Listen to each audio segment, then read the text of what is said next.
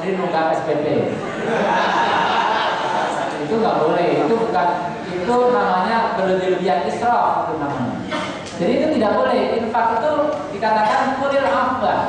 Al-afwa kelebihan dari apa setelah memenuhi kebutuhan utamanya. Baru kemudian itu dikatakan sebagai infak atau sedekah.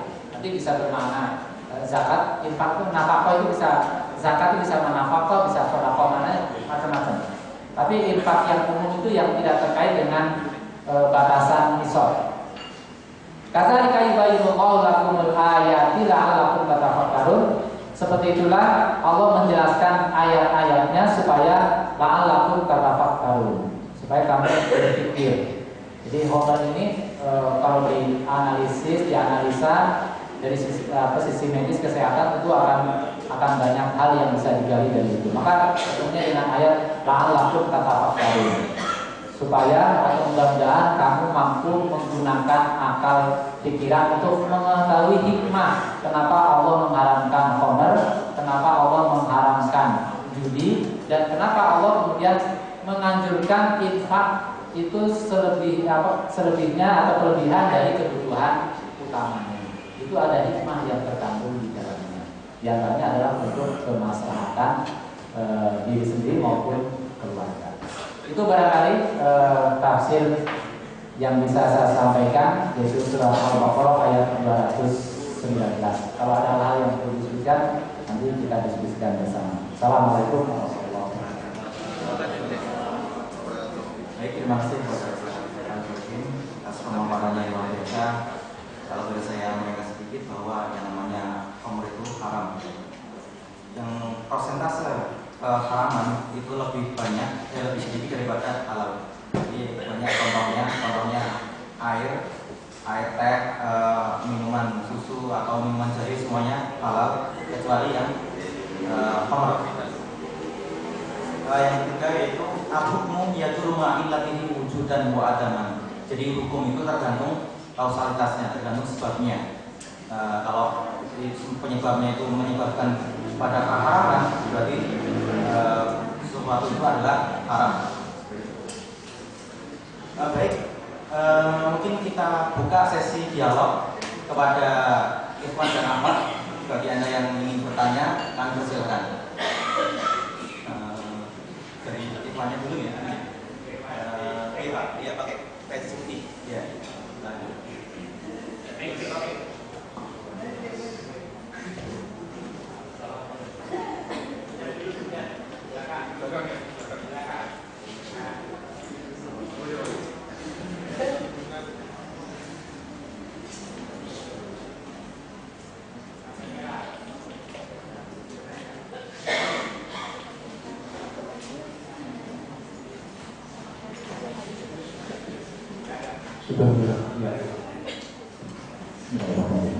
Assalamualaikum warahmatullahi wabarakatuh.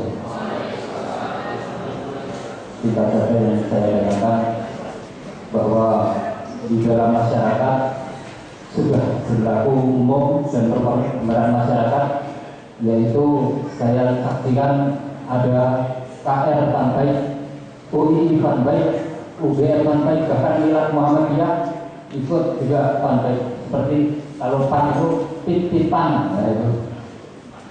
Ini masyarakat mengeluarkan uang itu 35.000 karena pendaftarannya rata-rata 35.000. Tetapi di dalam pikiran masyarakat ada 1.000 masyarakat yang ikut itu mengharapkan hadiah mobil Xenia misalnya. Jadi mereka berkorban 35.000, sebagian terbesar gagal, ya hanya satu yang bisa. Yang kedua juga tidak benar juga bahwa kita belanja itu tidak ada pamit untuk dapat hadiah rumah.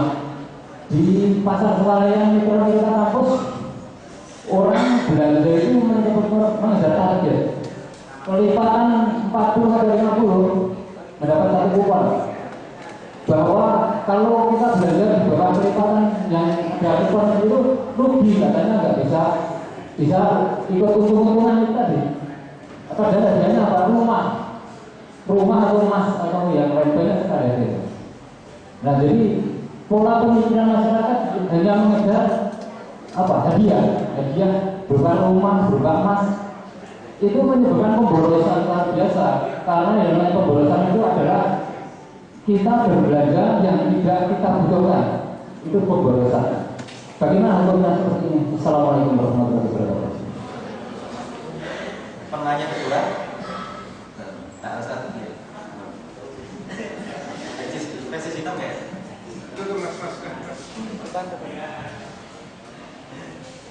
Assalamualaikum warahmatullahi wabarakatuh. Saya Riko dari UGM.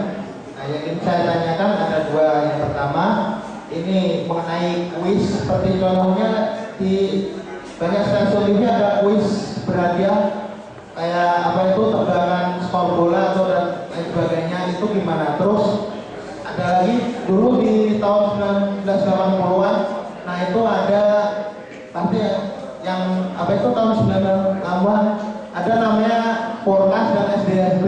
Nah itu apakah itu termasuk judi? Karena itu dilegalkan pemerintah. Terus pertanyaan yang kedua tadi mengenai Homer, tadi kan menutup akal. Terus ini saya pernah lihat tayangan video dokumenter di, kalau nggak salah di Ethiopia ya, itu ada kalau nggak salah itu semacam tarekat itu sebelum mereka zikir itu mereka mengunyah semacam tumbuhan. Terus menurut para ahli tumbuhan itu punya efek narkotik ringan gitu, kayak menyebabkan sedikit halusinasi. Nah itu bagaimana? Terima kasih. Assalamualaikum warahmatullahi wabarakatuh. Nah kita soal yang dari apa? Ya.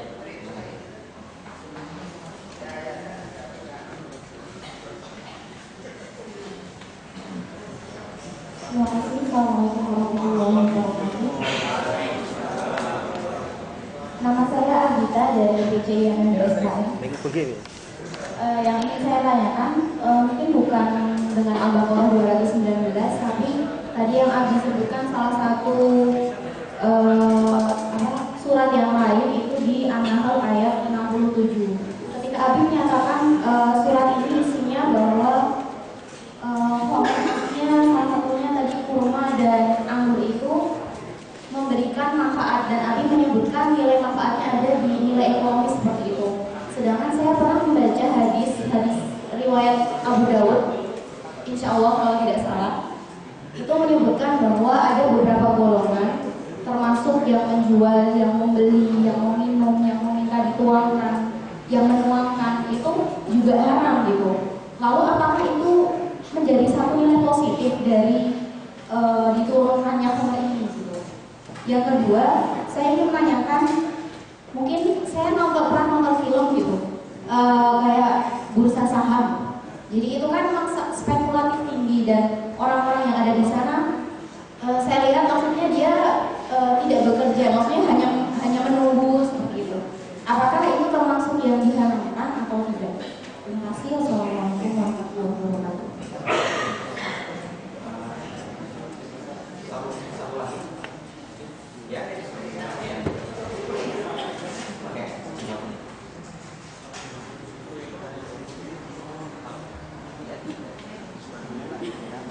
Assalamualaikum warahmatullahi wabarakatuh. Saya Ella dari IMM Sleman, dan saya tanyakan berhubungan dari Mbak Dita, pertanyaan dari Mbak Dita tadi, kan tadi dibilang apa yang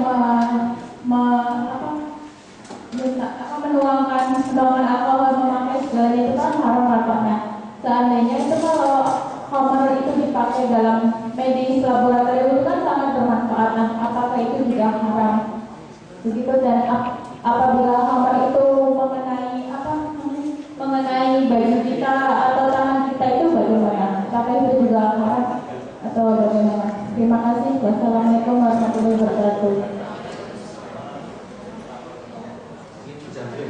Ada penanya.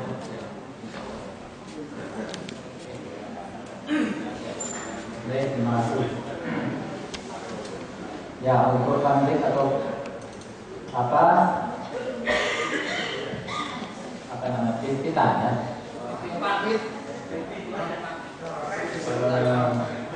Apakah itu termasuk hadiahnya haram atau tidak.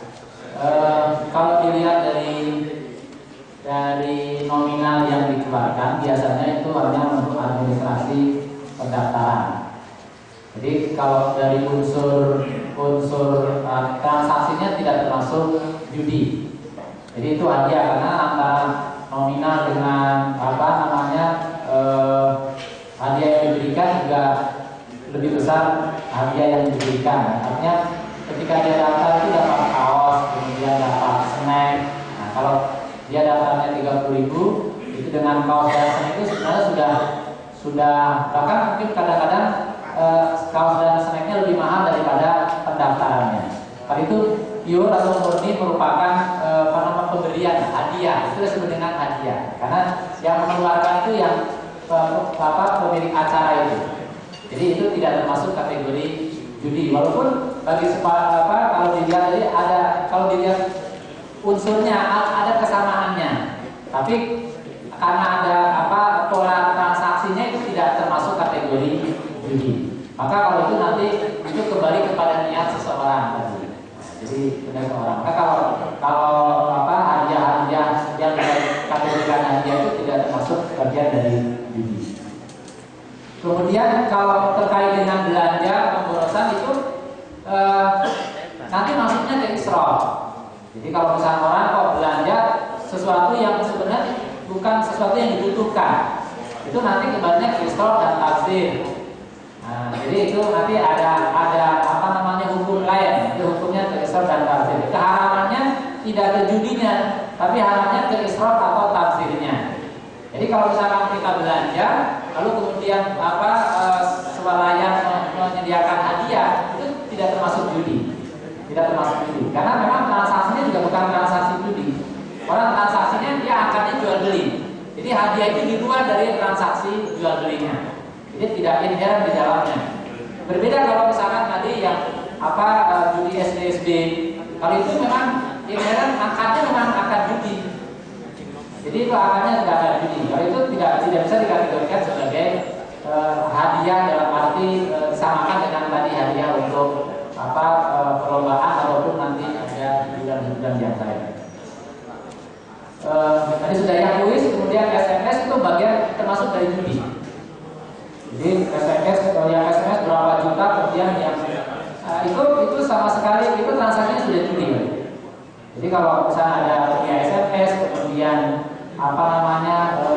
beda dengan yang di televisi itu yang ditelepon dari, itu kalau itu hadiah, itu maksudnya hadiah. Jadi kita menjawab memberikan itu kemudian dikasih hadiah, itu yang ini kan sama, itu tidak termasuk itu. Lalu kemudian bahan-bahan yang semacam ada unsur narkotika ringan yang dipakai orang sufi. Ya, dari ritualnya saja sudah tidak betul. Jadi ritual sufi itu tidak semuanya lurus, ya. Dari sekian aliran sufi itu kan thariqah namanya. Jadi sufi itu aliran, kalau dibaratkan mistisisme Islam itu namanya sufi atau tasawuf. Mereka punya aliran tasawuf namanya thariqah itu. Jadi ritual sufistik, ajaran dalam sufi itu bisa ada yang boleh, ada yang tidak boleh. Nah, kalau kemudian itu dijadikan sebagai sarana untuk mengingat Allah, kemudian harus melakukan ritual-ritual yang sebenarnya bahkan menggunakan sesuatu yang tidak boleh, yang dilarang, itu menjadi tidak boleh. Karena itu juga bisa merusak juga. Nah, termasuk misalkan barang-barang yang kemudian ketika dikonsumsi dia mengandung katakan narkotika meskipun ringan, tapi kalau kemudian bisa berimbas kepada kesehatan, itu termasuk nanti kena dengan ayat wala tulqu biaidikum ila tahluka. Janganlah kamu menjerumuskan dirimu pada kehancuran. Jadi mengkonsumsi segala sesuatu yang membahayakan jiwa fisik kita itu termasuk yang dilarang dalam agama. Jadi tidak boleh. Ini ritualnya saja sudah dilarang, kemudian apalagi kalau kemudian menggunakan hal-hal yang terlarang.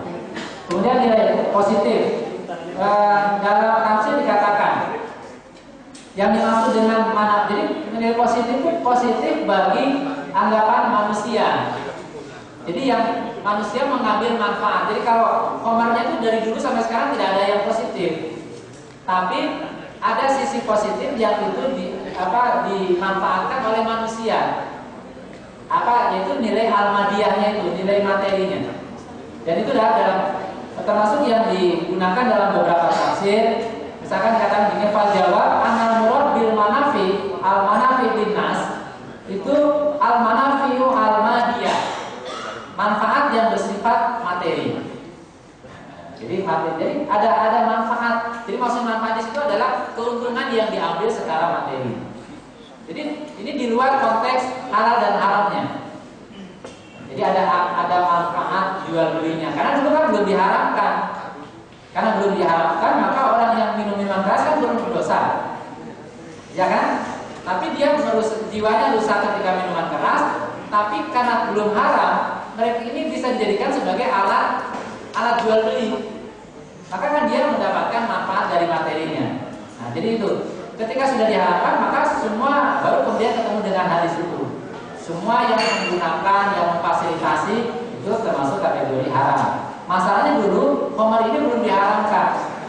Maka transaksi khamar ketika itu bukan sesuatu yang haram. Nah, maka dia mengambil manfaat dari materi. Bersifat materi. Itu maksudnya. Yang maksud dengan al-manafi itu adalah al-manafi al-madiyah. Kemudian bursa saham. Bursa saham di kalangan ulama selama itu tidak ada unsur judinya. Jadi itu kategori model bisnisnya memang seperti itu. Itu kan model saham, menanam saham, dia memang semua saham itu memang spekulatif.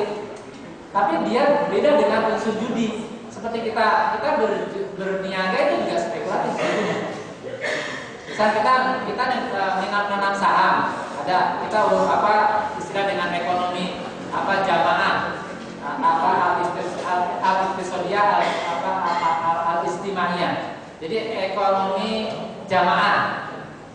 Itu berkumpul, berserikat, syirkah beberapa orang, kemudian masing-masing kan menanam saham, menanam modal. Itu kan semua sebenarnya ada nilai spekulatif juga kan. Semua kemudian ingin mendapatkan keuntungan. Tapi kan kembali kepada nanti bagaimana mereka menjalankan usahanya itu. Jadi semua itu ada nilai spekulatifnya, tapi nanti ada di akadnya. Seperti multi level marketing, misalnya MLM. MLM itu juga sebenarnya sesuatu yang baru dalam Islam. Dulu tidak ada sistem ekonomi multi level marketing. Nah, multi level marketing juga itu nanti ada yang boleh dan ada yang tidak boleh. Kalau dia masih menggunakan ada akad-akad yang itu tidak keluar dari akad-akad ekonomi syariah, maka dia menjadi boleh multi level marketing. Tapi kalau kemudian akadnya sudah tidak keluar dari akad-akad ekonomi nilai-nilai ekonomi syariah, maka itu menjadi tidak boleh. Jadi multi level marketing itu ada juga yang syariah, ada yang tidak. Ya, termasuk bank juga sama, perbankan ada yang syariah, ada yang konvensional. Walaupun mungkin belum syariah betul ya, belum bank syariah tapi belum syariah 100%, tapi sudah agak lumayan dibanding dengan konvensional gitu. Karena kan kita belum punya bank sentral syariah, sehingga regulasinya kan masih BI kan, Bank Sentral Indonesia itu yang mengatur regulasi keuangannya. Tapi paling tidak ada semangat, akad di bawahnya sudah akadnya sudah bukan akad konvensional lagi, tapi akadnya sudah akad syariah. Jadi sebagai mayoritas kemudian membolehkan. Tapi kalau ada unsur-unsur yang judinya ya memang semua saham itu sebenarnya ada nilai spekulasi. Saya suatu saat menanam saham itu di PWM ada saya tidak tahu majelis ekonomi atau apa, menjual saham 1 juta ketika itu untuk beli pom bensin 1,5 M harganya ketika itu. Ternyata tidak terkumpul, hanya diberikan air kelihatannya. Saya juga tidak pernah diundang, saya pemegang saham. Sampai sekarang saya nggak ngerti, masih ada atau tidak, saya tidak tahu. Saya juga tidak pernah diundang. Padahal saya menanam saham juga. Ya kita kan menanam saham juga, siapa tahu untung kan gitu. Kalau untung kita dapat keuntungan, kalau rugi ya sudah rugi kan. Jadi ada nilai spekulasi. spekulatifnya. Tapi tidak semua kemudian hal-hal yang sifat spekulatif itu kemudian dikategorikan sebagai perjudian. Lalu ada di parameter-parameternya gitu. Kan tadi awalnya spekulatif, tapi ada juga spekulatif yang semuanya mengandung spekulatif gitu. Lalu ada nggak sih parameternya? Oh ini sudah masuk judi dan ini yang belum. Ya. Di norma akadnya, di akadnya. Jadi nanti akadnya, termasuk misalnya jual beli. Jual beli itu kan dulu kalau kita baca fikih, akadnya jual beli itu kan sebenarnya harus mubasyarah, ketemu langsung. Kalau saya beli apa ini? Kayak, maka kemudian harus ketemu dengan penjualnya. Pakai akad, saya terima kayaknya nih, saya serahkan uangnya. Nanti penjualnya saya terima uangnya, saya serahkan kayaknya. Tapi sekarang sudah tidak berlaku akad yang seperti itu dengan sesuai dengan perkembangan zamannya. Ada akad namanya, ada akad yang antarodin itu berkembang dengan sistem swalayan kan. Kalau Syafi'i itu Imam Syafi'i dulu sebenarnya nggak boleh itu dengan sistem swalayan seperti itu, akad yang tidak mubasyarah itu yang. Tapi sekarang orang datang ke swalayan tidak ketemu dengan pemilik tokonya. Dia cuma lihat harganya cocok apa tidak. Antarodin di situ. Kalau dia kan nggak pernah kita di swalayan adu tawar dengan itu nggak pernah. Itu mungkin biasa banget kalau itu ya. Di swalayan kok dengan penjaganya kita saling menawar terus. Kalau di pasar nggak masalah. Tapi kalau di swalayan tidak ada. Nggak ada orang yang kemudian ngeyel harga sekian ditawar sampai itu nggak ada. Maka ketika lihat harganya sekian cocok, ya sudah, itu namanya sudah antarodin, ya sudah dibayar, selesai. Tidak pernah ada akad. Kita naik bis juga nggak pernah kan? Naik bis kemudian saya terima tumpangannya, saya serahkan ongkosnya. Itu bis sampai ke terminal jam berapa ya? Berangkat jam itu bisa sampai mungkin baru dapat penumpang berapa, itu sudah bisnya sudah 10 malam. Karena apa? Setiap orang mau turun kemudian pakai akad. Saya terima tumpangannya, saya serahkan ongkosnya. Nanti kondekturnya bilang, saya terima ongkosnya, saya serahkan tumpangannya. Terus nanti pesawat juga begitu. Kereta api, nanti sudah selesai. Nggak turun-turun penumpangnya. Jadi ada perkembangan. Nanti normanya nanti di akadnya, di akad transaksinya. Sama bank juga kan begitu ya. Bank, apa bedanya bank syariah dengan bank konvensional? Apa yang membedakan? Sama kan? Ada tabungan, ada deposito, cuma namanya saja berbeda. Yang membedakan adalah akadnya. Yang membedakan akadnya. Sama modelnya sama, sistemnya juga sama, tapi akad di dalamnya berbeda. Jadi nanti di akadnya. Kemudian Omar untuk medis, ada hadis yang menyatakan bahwa tidak boleh berobat dengan barang-barang yang haram dan najis. Bagaimana kemudian dengan Omar? Saya kira cari dulu yang halal. Kalau berobat itu cari yang halal dulu. Kalau yang halal tidak ada, baru yang haram. Kalau memang halal tidak ada. Sama dengan vaksin haji. Vaksin haji itu kan sudah secara terbuka ada unsur babinya kan. Kemudian untuk vaksin ini untuk anak-anak itu imunisasi. Karena imunisasi juga sama. Maka nanti dilihat dari mana sejauh tingkat madorotnya. Maka nanti ada kaidah itu ad-daruratu tubihul mahzurat. Kalau dalam konsep darurat, maka yang dilarang menjadi boleh. Kan nanti ayatnya famanid turra ghairu baghin wala 'adin fala itsma alaihi. Kan filosofinya muncul kaidah itu. Famanid turra ad-daruratu tubihul mahzurat. Karena kemudian kalau tidak pakai vaksin haji, kemudian orang Arab, pemerintah Arab tidak boleh orang haji tidak boleh masuk ke Saudi Arabia, maka kemudian mau tidak mau harus dipakai karena tidak ada yang lain. Nah itu namanya darurat. Dalam kondisi darurat maka yang haram bisa menjadi boleh. Nah, tapi nanti dilihat dulu kondisinya seperti apa. Termasuk misalkan pil penunda haid bagi jamaah haji wanita misalkan. Itu misalkan pas masa waktunya haid, ini kok pas tawaf atau pas ritual haji, kalau tidak menggunakan pil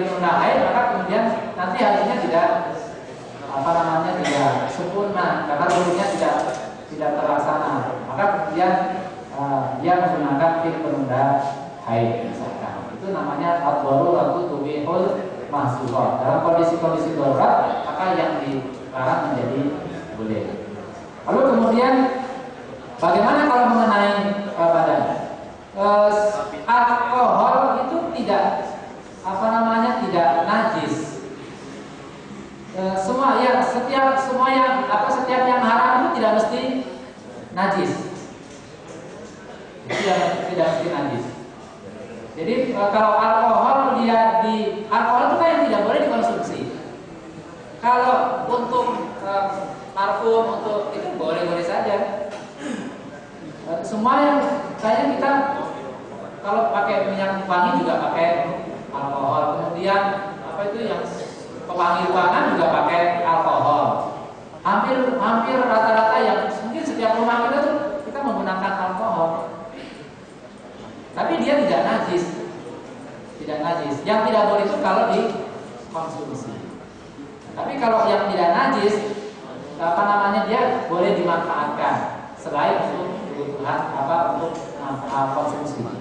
Tapi kalau misalnya untuk tadi parfum, untuk kosmetik itu menjadi boleh-boleh saja. Itu tidak ada masalah. Itu barangkali. Baik, karena waktu sudah menunjukkan pukul 21.30, maka kajian pada malam ini kita lakukan. Bagi Anda yang belum bertanya, mungkin di lain kesempatan insya Allah akan bertanya. Sebelumnya saya akan mengumumkan tentang perolehan infak pada malam hari ini. Malam hari ini memperoleh dana sekitar 271.000. Dan bagi Anda yang tadi bertanya, tempat bertanya akan mendapatkan dompet. Nanti bisa diambil di panitia atau di belakang. Kemudian pengumuman Majelis Lingkungan Hidup Pimpinan Pusat Muhammadiyah bekerjasama dengan Pimpinan Wilayah Pemuda Muhammadiyah DIY menyelenggarakan diskusi publik dalam rangka Hari Air Sedunia dengan tema Tata Kelola Air Pasca Pembataan Sumber Daya Air oleh Mahkamah Konstitusi Republik Indonesia. Waktunya hari Sabtu tanggal 21 Maret 2015, waktu pukul 8 pagi, tempat kampus Universitas Aisyah di Jakarta, Jalan Pengkor Barat, Melati, Pak Hamid Sleman, kampusnya Mas Iwan. Akan berbicara Kepala Dinas Pekerjaan Umum Perumahan dan ESDM Provinsi DIY, Kepala Balai Besar Wilayah Sungai Serayu Opak, Ketua Majelis Hukum dan HAM PP Muhammadiyah, Ketua Majelis Lingkungan Hidup PP Muhammadiyah. Jadi dimohon untuk hadir di acara tersebut. Terima kasih. Ini marilah kita tutup kajian malam hari ini dengan melafalkan doa kafaratul majelis. Terima